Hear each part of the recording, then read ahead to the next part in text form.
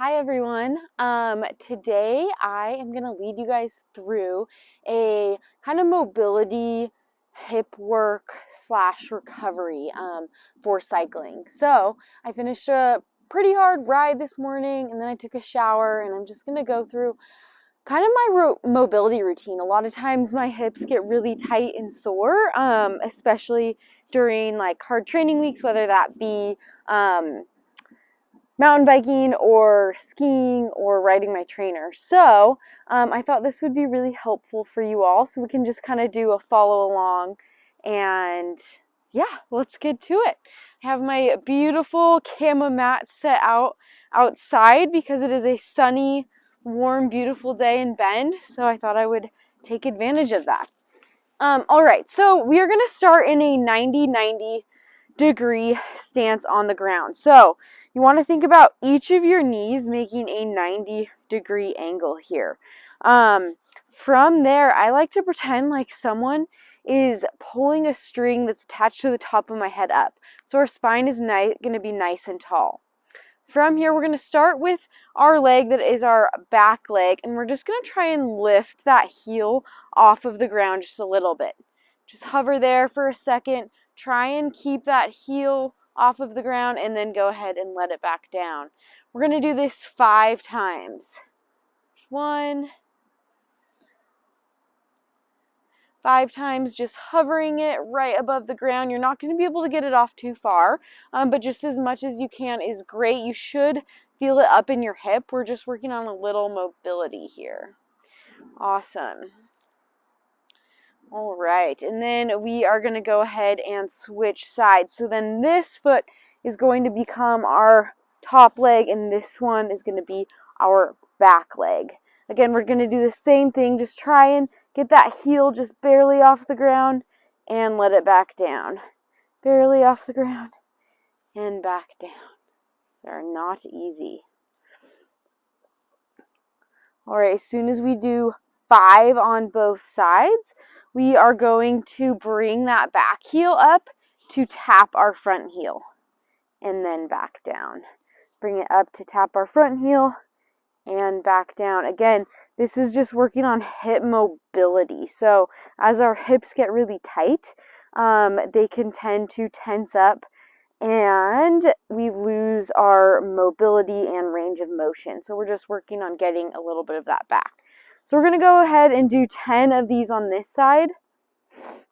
And then we're going to flip sides again.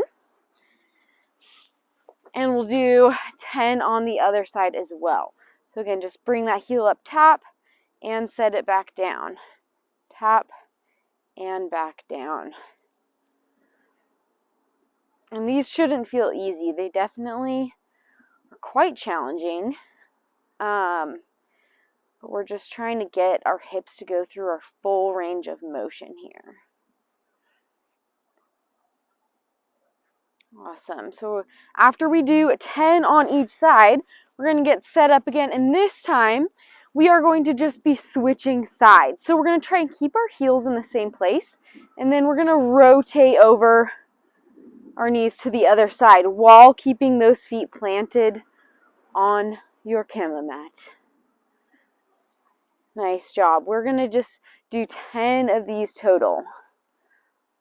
Again, just getting those hips to go through motions that they normally don't go in. As cyclists, runners, skiers, a lot of times you are not really rotating your hips very much. We're just going straight in one direction. And so this kind of can help us get some of that motion that we don't normally do. Okay, so do about 10 of those. And as soon as you're done with that, we're going to do a little bit more mobility work here. So I want you to be on all fours, kind of a tabletop position. We're going to stretch one arm out in front of us and then another arm out behind us. From here, keep that core engaged, your back nice and flat. You're going to tap your elbow to your knee and straight back out. Elbow to your knee and back out.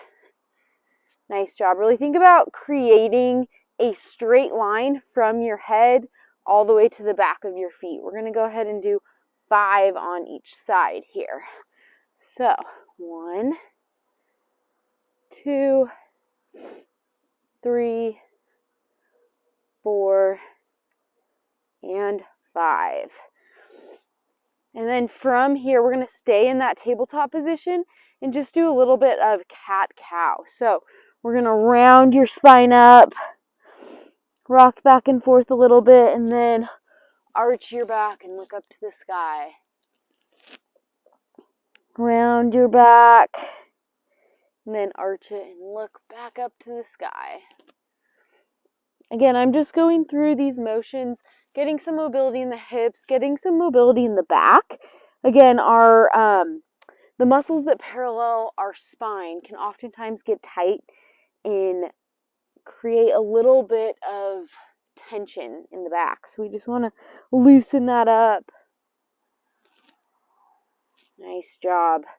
All right, from here, we're going to get back into those hips again. So we're going to be up in our high plank position. I'm going to bring one of my legs up towards my hand.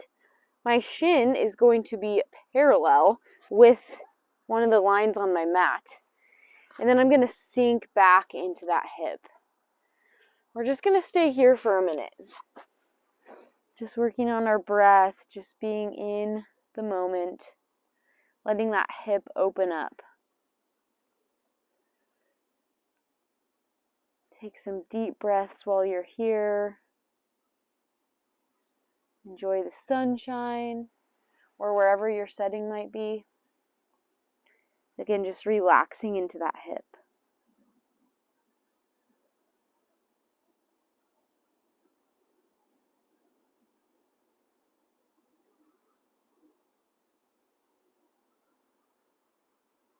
We'll hold here for a few more seconds.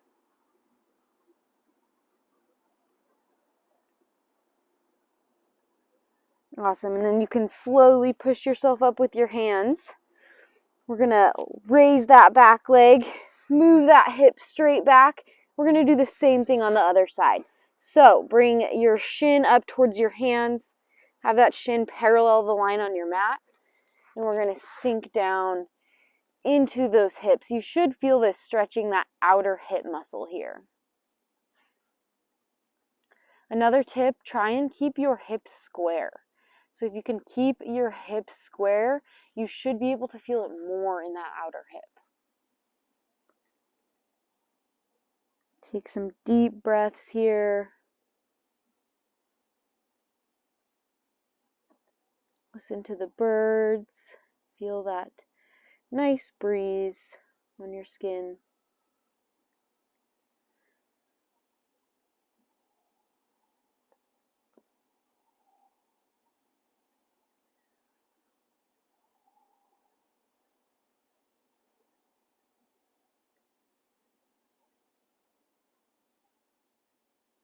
Visualize letting the tension in your muscles just leave your body. Again, our hip flexors and our outer hips can get super tight through all the sports we do, all the movement in our day. So we're just letting that go.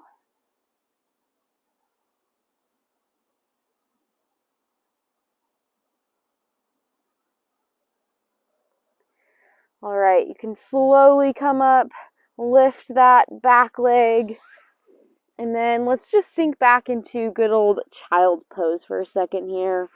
Rock back and forth a little bit.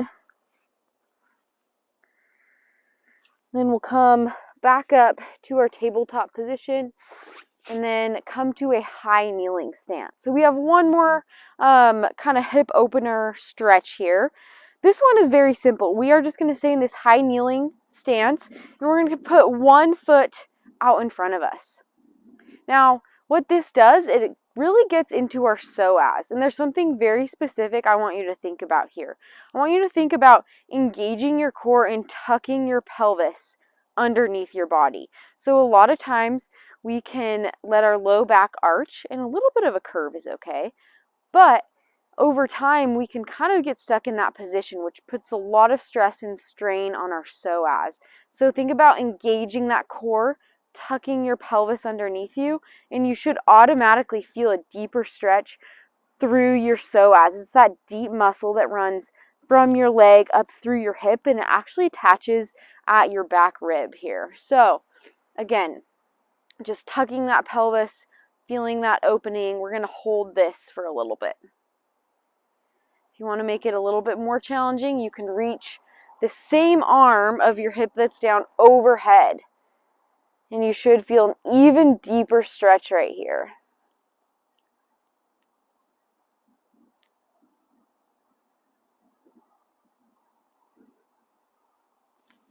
I'm going to hold this for a few more minutes here.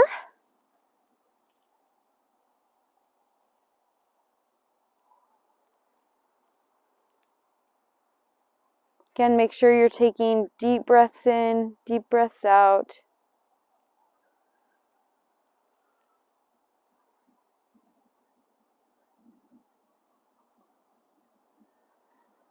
Awesome job.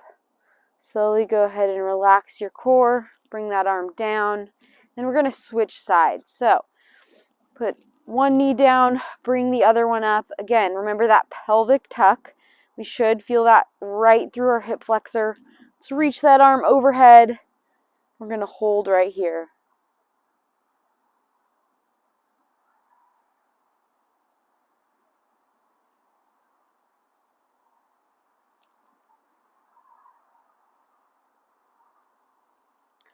Feel that hip flexor start to open up. Start to stretch out and relieve tension from your hip and from your lower back.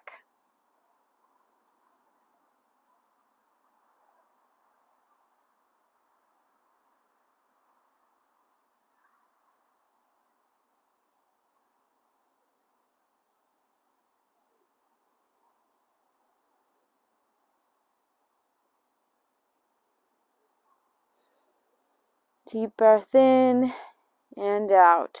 You can drop that arm down. Nice work, guys. That is what I have for you today. Hopefully your hips will leave feeling a little bit looser, a little bit less tense. I really like to include this in my practice right after a tough cycling workout or skiing, or if I'm having lower back pain, it can really help with that too. So I hope you guys enjoyed this quick little mobility flow today.